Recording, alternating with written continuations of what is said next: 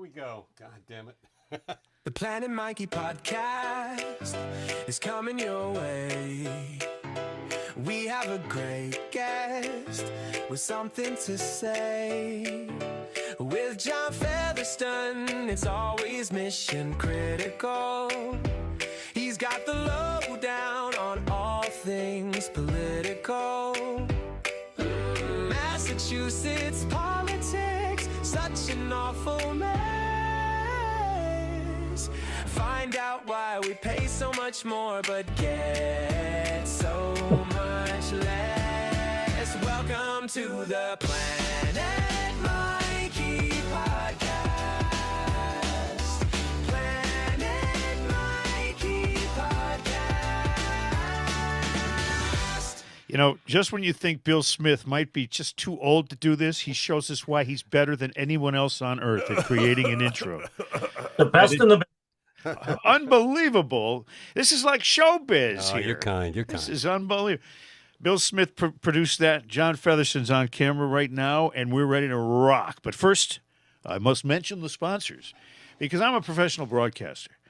And without the sponsors, we don't have a podcast. That's true. Smitty knows that. You know, in fact, hold on a second. Hold on a second. He's got something up his sleeve. I think this is it. There's no podcast without a sponsor. Thank them for paying the freight. Please don't fast forward through their commercials. Even the ones you hate. Okay. Now, we try to do commercials, as John knows, because you've been on the podcast before. We try to do commercials that apply to products that I've actually used and can vouch for, like when I talk about Pro Automotive. They now have one location. As you can see on the graphic, they've taken their 3 locations and consolidated them into the former Toyota dealership. Now they got all kinds of bays, room. The mechanics are all in one place, all the specialists. They got awesome mechanics at 191 West Main Street in Dudley. And I'm going there tomorrow with my wife's SUV because it's making a funny noise when you hit 40 miles an hour. And they'll take care of it. Boom, just like that. ProAutomotiveMA.com. There's a commercial there.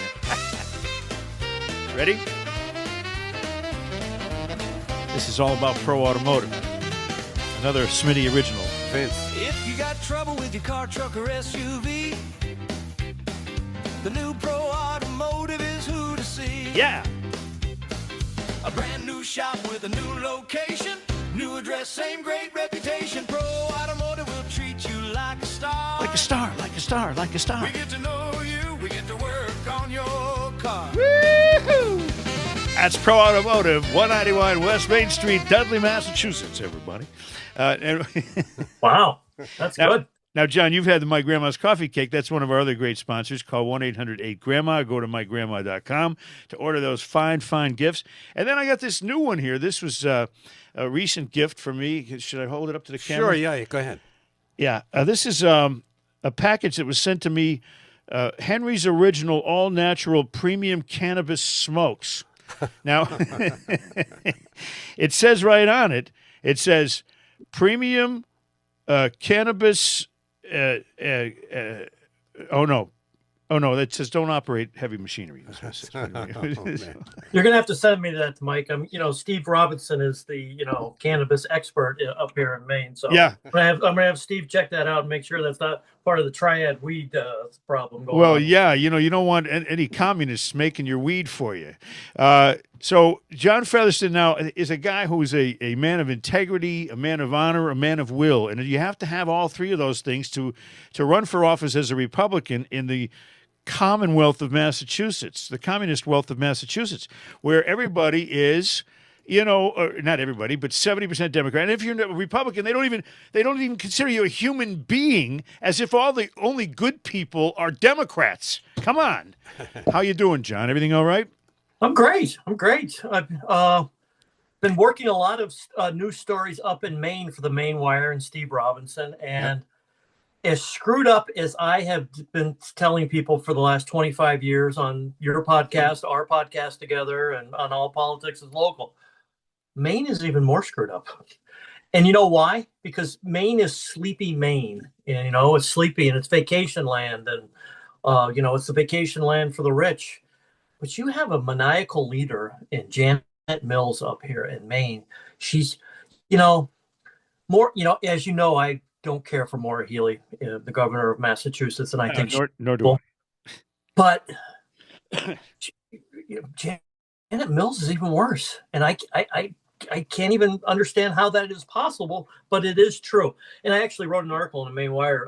Worst governor in America endorses Governor Mills for United States Senate, meaning Maura Healey came out and endorsed Janet Mills. And you can only find this in the Northeast, the evil axis of the Northeast, as I call it, because the rest of the country has woken up and said, maybe I don't like how Trump talks, maybe I don't like how Trump acts, but gas prices are down, way down. Food prices have stabilized. We've got oil now. The border's closed. But still, Maine and Massachusetts will just double down on stupid and go, no. Well, can they close the Maine border? Because it seems like Lewiston is being overrun by people from what's that great country over now? Is it Somalia? Yeah, Somalia. Yeah, they got a lot of people up there, and one of them, and several of them are in the government, aren't they? Of Lewiston. Well, the real quick story. They just elected a Somali to the city council, but he lied about his residency, and I found out that he was lying about his residency, and I exposed him. And in the process of finding out that he listed a condemned property on his papers to run for office and his appointment by the mayor to the school committee as his residence. Yes. Oh, he was living in a house that was a part of a federal drug raid where the judge said that there was a mind-boggling amount of drugs in the apartment, but he didn't know anything about that. Perfect town council guy. So he uses that address, even though he doesn't live there, and we've proven that he hasn't lived there. On top of it, he was indicted for 2 gun charges also. And so much that I went up to him a week ago Monday and said, are you really going to even do this? Are you going to sit there and be sworn in? And he just looked at me like I owed him money, and he got sworn in. So the next day I followed him into the court, and he pleaded not guilty to the 2 indictment charges. And then I think his lawyer finally got to him and said he put that bogus address on his bail bond as well too. Whoa. So I think his attorney finally just said to him, like, enough is enough. You've got to step down and resign. So after all this drama, he wasn't even on the city council for 48 hours because we exposed how much of a hypocrite he was. Well, yeah, 48 hours in his case might have been even too much for him to be on that council. Well, Maine is one thing, and they got a lot of wacky shit going on up there. I don't think there's any question about that. And it's incomparable, though, to Minnesota, whereby now, again, this is not to say that. I remember when we were talking about the Haitian problem at the Holiday Inn. You made a point of saying not all Haitians are bad people, but the ones that are bad are really bad. Well, I think the same applies to the Somalian population because we know about the piracy and all the stuff that goes on over there and all the mayhem. But when they come here to America, and this is again not to condemn all of them, but to say that the ones that are bad are really, really bad, and we're talking about billions and billions of dollars of theft in Minnesota of federal tax money as well, John. Mike, it was kind of nice and kind of cool. Elon Musk picked up on the story that we were just talking about a little bit. And there was a Somali resident who went to the Lewiston City Council and basically scolded the city council, which is predominantly Democrat, and said, you guys aren't doing your job. You're not doing what we put you elected into because you're picking on our Somali city councilor. And you're not supporting him, you're not doing your job. And if you don't do your job, we're not going to vote for you anymore. Basically putting them on blast, saying, you're not following the script. You're not following the script. Right. The script that is so... And here's the thing. There's so much fraud in Minnesota, but there's even more fraud that we've been able to find in Maine. And you know what it is? It's easy to blame the Somali community, but you actually have to credit the Somali community. They found a niche where they could exploit the problems in our system. No checks and balances. Nobody wants to question, of the Somalis because it might be racial. Yeah. So they just come over and they overbill Medicare. They overbill Maine Care. They overbill, EBT and SNAP benefits. So nobody holds them accountable, so they think it's okay, so they just keep doing it, and it really is a void of leadership. Yeah. And in Minnesota, they've gotten so good at it. Yep. They've had compliance too by certain people in charge of the state of Minnesota who are idiots, and they've even gotten into the point where they run the companies that transport the non-people to the non-facilities for daycare. It's an imaginary situation, but they found another way to tap into that thing. Minnesota's not the only one, though, John. We know, you talk about Maine, but California, it's a mind-boggling number, and it's really not been. No one can figure it out yet. Exactly how much fraud has gone on in California under Gavin Newsom's leadership. But it's even worse than Minnesota. It's got to be. Oh, it's bad. But you even saw it. You saw it firsthand in Massachusetts, even. Yes. Because you would pick up, the Haitians at the migrant hotel, the Healey hotels, as I call them, and tell the stories. You would take them everywhere. Yeah. And meanwhile, they had cars. Yeah, and they're not paying for anything. And I'm taking them to doctor's appointments that they're not paying for. Well, everybody else is getting hammered on medical costs. And I'd say, oh, that's a nice car seat. Where'd you get? Oh, they gave it to us free for your kid. Oh, well, you get baby formula. You get 3 square meals a day. You get EBT cards stuffed with cash. You get free hotel. You get free medical care, free legal advice, everything free for these folks. And I'm saying, well, who set up this program and said it's okay to do? I know right to shelter is part of it, but Maura Healey has completely damaged the housing market in Massachusetts by the proliferation of so many people just arriving here and they get housing. It's just not right, because it has affected the young professionals. I mean, kids coming out of college, they can't afford the rents. Yep. And you look at Veterans. numbers, people are fleeing Massachusetts, and they're actually fleeing on the entire Northeast because it's just too damn expensive. And it's, the Democrat woke agenda has just made life unbearable for, the working class people. I always have to go back and attribute it to, I know that there's a certain attitude in Massachusetts of a liberal way of thinking, and it's like you're trying to be a good person or a nice state, treating people well and taking care of all this stuff. But it comes to a point where the bottom line is so awful for the people that exist here and live here, for what it does to the school system, overloading the school system, the hospitals, the costs of everything, the housing costs and so forth. I got to blame some of these politicians permanently because they're the ones that are okaying this stuff. The Democrats in the House or in the Massachusetts government can give themselves pay raises on the snap of a finger, but try to get an audit. What's the story on that, John? The story is it's not going to happen, because here's the reason why it's not going to happen. It's just what you're seeing with this young guy, the YouTuber that exposed all this fraud. Karen Spilka, Senate president and a neighbor of mine, she knows that there's rampant fraud. But it fits her narrative. So there's no way she is ever going to let that audit happen, because if it did, it would be the end of the Democratic Party in Massachusetts. It'd be Minnesota all over again, right? Yeah, on steroids. On steroids. It would be, So even though the voters overwhelmingly, over 70% said we want that audit, and they still want that audit, Karen Spilka just wakes up every morning and goes, nope, not going to happen. It's not going to happen. And, it's just not right. That's pathetic, John. And it's people around the country are looking at Massachusetts like we do to California and say, what a bunch of jerks. Now we got, you got Maura Healey, who, we know what she does and doesn't. You have Ed Markey. I call him Marquis de Sade. He's going to lose probably lose his job. Liz Warren, who's just a yap machine of she doesn't do anything about it either. Ayanna Pressley, she's a racist. She hates white people, and she makes no bones about it, and she's always up. There's nothing good going on in this. Janet Wu, hello. We got problems in Massachusetts, and I don't know who's going to step up and solve them, but the problem is the way the system is set up, it ain't going to be some Republican with a conscience. Well, a Republican has to take back, the governor's job. I mean, it's paramount that a Republican gets elected. And I openly and transparently, I'm a big endorser of Mike Keneally, who's running for governor. But And I would suggest that everybody vote for him. But no matter what, I got a jingle idea Okay. from Healy to Keneally. Hey, That's okay. let's do it. I'm sorry for interrupting. Continue.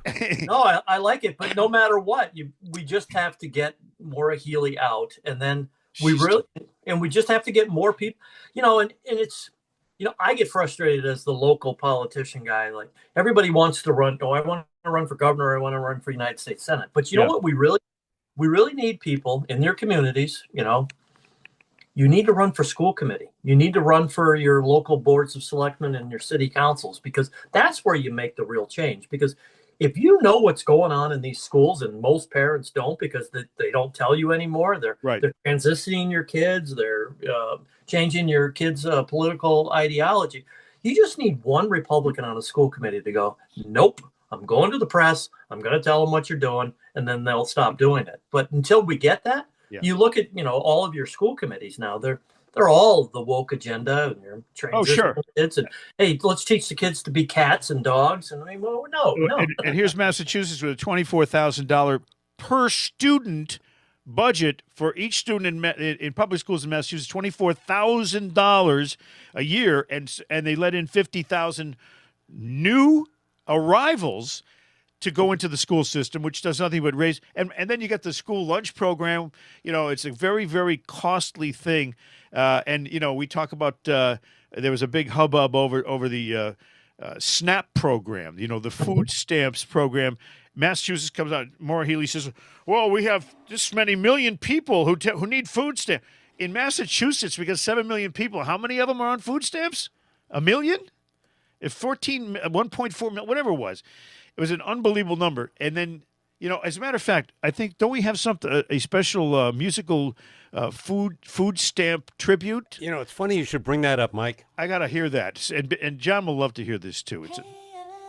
When I get my food stamps, I buy food with my food stamps. I like to buy Pepsi because that's what I drink. I like to buy Pepsi, cause that's what I drink. And I like snacks. I like to snack, the kids like to snack. And I like snacks. I like the snacks. The kids like the snacks. I need everything. I want to buy everything with my food stamps. Affordability is the number one topic, John. But Maura Healey refuses to send the data, the SNAP data, to the White House. Right. Right. So once again, you can't have an audit. You can't see what the SNAP data is. No, just pay us. Yeah, just give us the more money. And if you don't, you're an evil orange man. Yeah. Oh.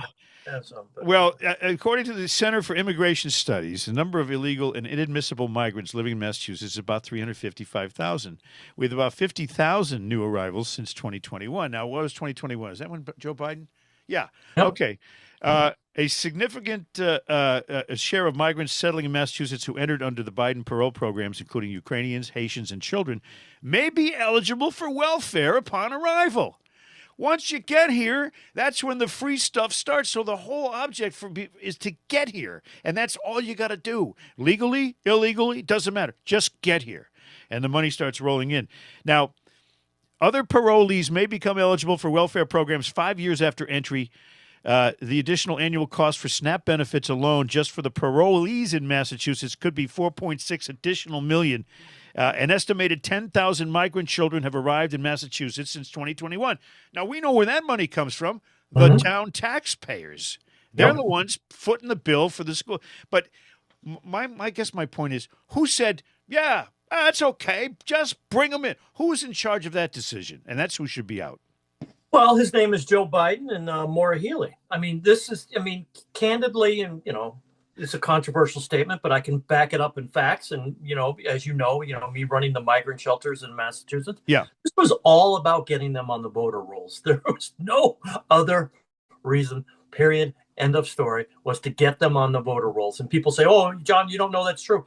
Do you know how many times I slid voter registration documents under people's hotel door rooms? To newly arrived Haitians. To newly arrived Haitians who got Social Security numbers. Keep in mind, And so it's the chicken or the egg thing. Are they illegals because Sure. they have Social Security numbers? Well, they were given Social Security numbers so we could get them. You could get them on the voter roll. So Right. And so they can get a driver's license, which also validates, again, these are all things that are supposed to be for citizens. Now, John, you and I and everybody knows that Massachusetts and America is not against immigration. not at all. But they're against illegal immigration because that's an immediate tax burden on the American taxpayer, correct? 100%. 100%. I've said it ad nauseum. 98% of the the people that I worked with, in the Healey hotels, from Haiti, from Venezuela, from other other countries, they are all great people. Just coming here, going. And Mike Adams, Bill Smith, and Jon Fetherston would all do the same. Wait a minute, you're going to give me everything for free? Can I come tomorrow? Right. So I mean, and they're just trying to do the right thing. But there was a small percentage of people, like the guy who impregnated his own daughter. Probably pretty much, we shouldn't be paying for that type of stuff. Well, yeah. I mean, the argument could be made that we shouldn't be paying for anybody who's an illegal alien because all that does is encourage more illegal aliens to try to sneak into the country. Now, the one thing that they will never give Trump credit for, the Democrats, is that he shut the border down when Biden said he couldn't do it after I need legislation. No, you don't. You need a new president, somebody who's going to say, okay, the border's shut. And that's what he did. So kudos to him for that. Mm-hmm. But meanwhile, we have all these immigrants here. And what's going on now? I just read online, I think it's Mass News, Massachusetts public schools are hemorrhaging students.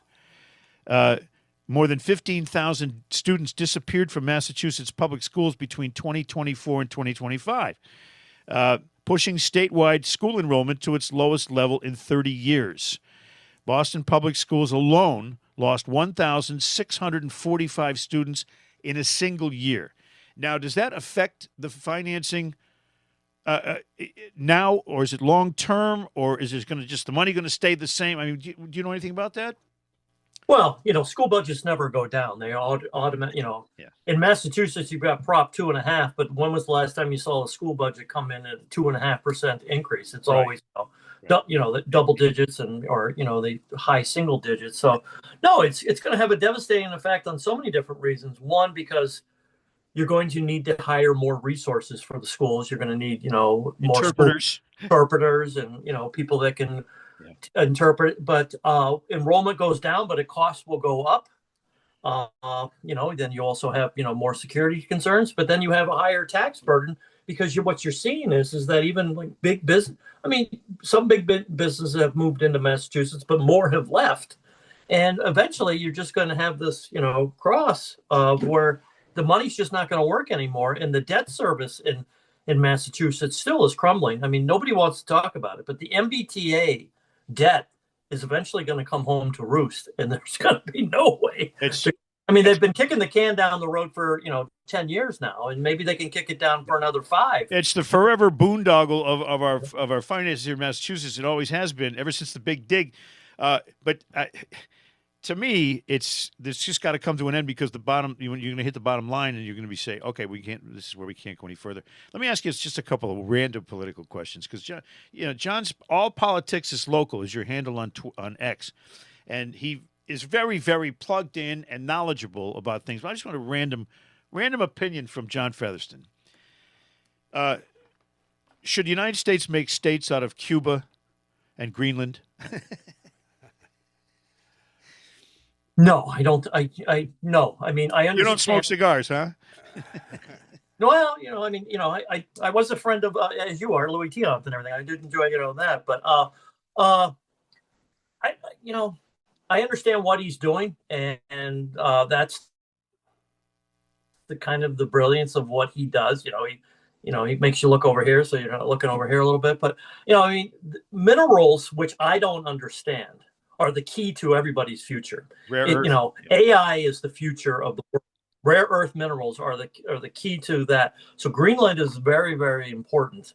And he's been very transparent. Like, hey, let's work out a deal. Let's work out a deal. I mean, I don't see Greenland becoming the 51st state like he was talking about Canada was. But people do have to realize that if we don't get those rare minerals in Greenland, then China will. And Well, why don't then we we're gonna, send all the green people there to live in Greenland? And now the big green deal can happen out of there, and while they're digging up minerals to support AI. What do you think? All the green people. can they leave today? All right, now, I asked Jerry Thornton this last week, and I'm going to ask John this too. That was a good interview. That was good with Jerry. Should it be okay for Massachusetts to give all the government jobs to lesbians? No, that's not fair. That's not fair. I'm kidding. I'm just kidding. I always clear. I'm sure they can do a good job. Does Gavin Newsom use Brill cream as a lubricant? I think yes. Okay. I can't confirm. I think yes. Sorry. How can Maine Rep Chelly Pingree explain her net worth going from $316,000 to $46 million, a 73,000% increase? How can she explain that? I think in one word, fraud. Fraud. We've got it. That's what we're talking about today with Jon Fetherston. It's a world of fraud. And what I'm saying is not fraudulent. It's true. How does Nancy Pelosi explain beating the Standard & Poor average by 550% in her stock trading? That is a documentary that I would love to make or watch. Is the secret of insider trading in the Senate? Yes, that would be fascinating to watch.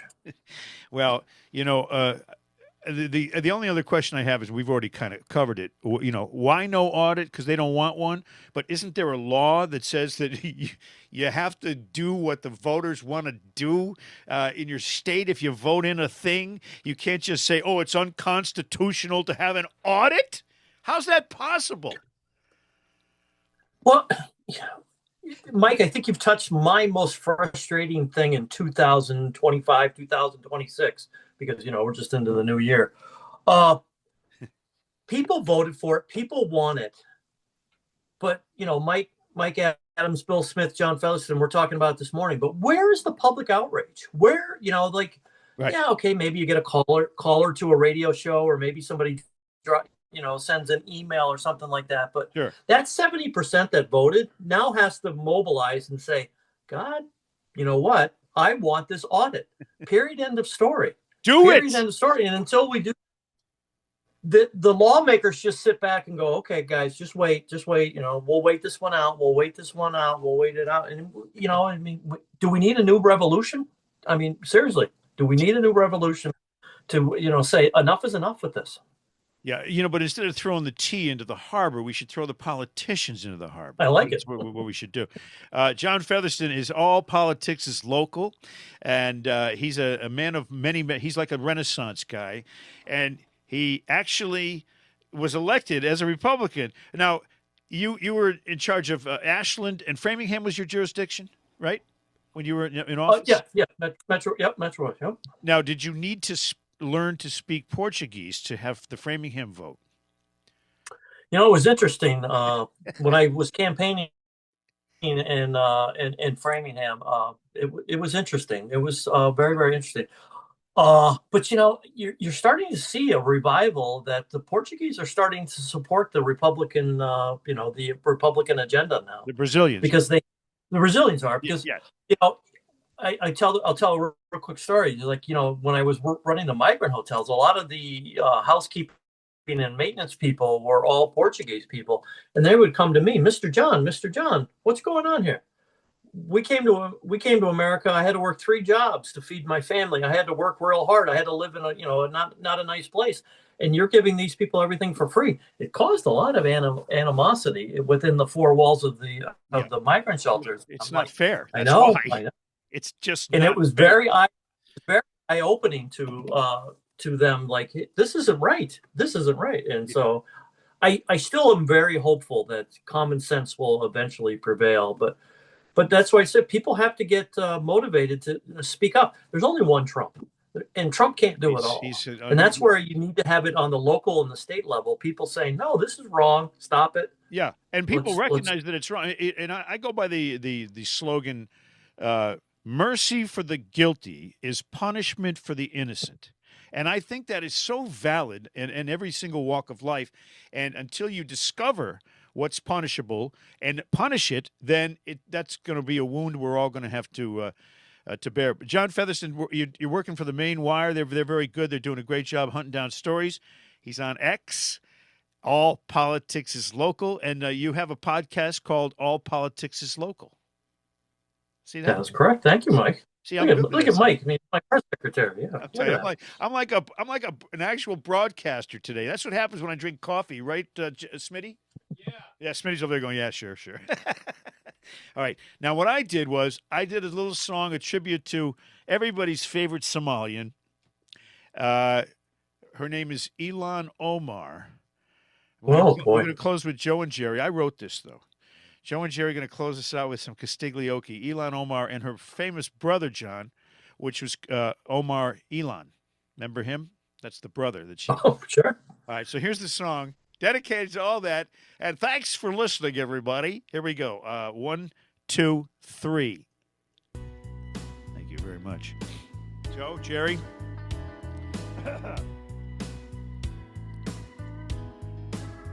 I grabbed a toothbrush, some toothpaste, some lipstick just in case, a hijab, a baya, and a burqa for my face. I told my favorite sibling, let's get out of this place. Then in Moonbat, Minnesota, my hands were in the till. I stole taxpayer money and my friends are at it still. I keep robbing and lying, but forget it all, government. You know I will. Tempted by the fruit of another. Problem was that he's my brother. So he could immigrate and not masturbate. Tempted by the fruit of another. Yeah, the problem is that he's your damn brother. Thanks for listening, everybody. Good night, everybody.